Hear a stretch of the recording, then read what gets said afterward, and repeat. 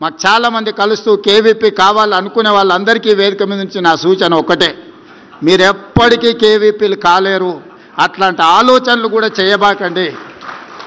ఒక కేవీపీ కావాలంటే సర్వం త్యాగం చేయగలిగిన త్యాగ గుణం ఉండాలి, అన్ని సమస్యల్ని ఎదుర్కొని నిలబడగలిగిన శక్తి ఉండాలి. అవి ఈ రోజుల్లో ఉన్నట్టుగా నాకైతే ఎవరు కనిపించలే. మొదటి వారం లోపలికి రానిస్తే రెండో వారంలో మనం కాసేపు అలా జరిగి ఇలా పోతే ఆ కుర్చీల్లో కూర్చొని నేను నడుపుతాలే అనే వాళ్ళు ఉన్నారు.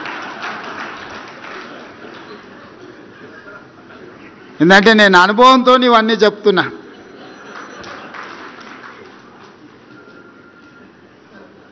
అందుకే ఈరోజు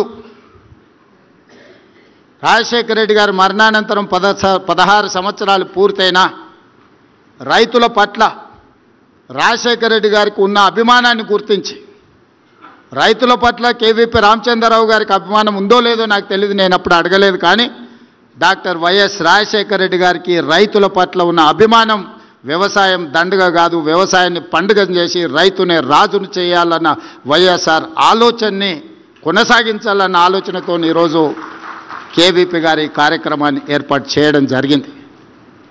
ఈరోజు కాంగ్రెస్ పార్టీ కాదు, ఈ దేశంలో రాష్ట్ర ప్రభుత్వాలు ఏర్పడాలి అని అంటే ఖచ్చితంగా ఉచిత విద్యుత్ హామీ ఇవ్వాలన్నంత బలమైన ముద్ర రాజశేఖర రెడ్డి గారు ఈరోజు చెరగని ముద్ర రైతుల మెదళ్లలో రాజకీయాల మీద వారు ప్రభావితం చేసిండ్రు.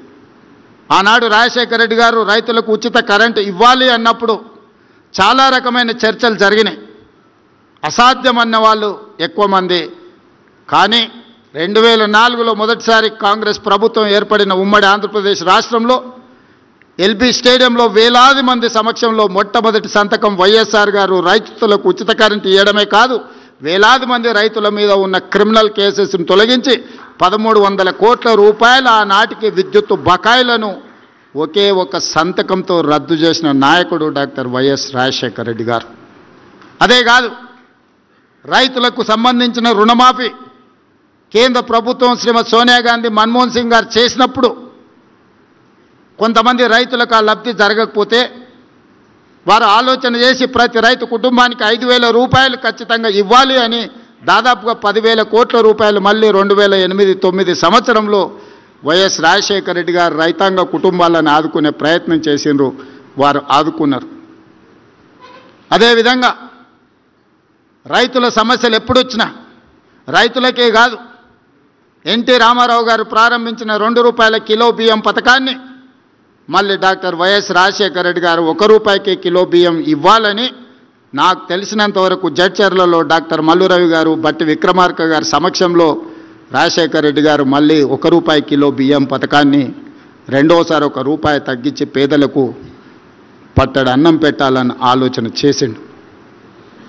అదేవిధంగా ఈరోజు ఏ రాష్ట్రంలో ఎవరైనా రైతులకు ఉచిత కరెంట్ ఇవ్వాలన్న ఆలోచన చేస్తే వైఎస్ఆర్ గారిని గుర్తు చేసుకునేంత బలమైన ముద్రను రాజశేఖర రెడ్డి గారు ఈరోజు అందరి గుండెల్లో రైతుల ఆలోచనలో పదిలంగా చేసుకున్నారు.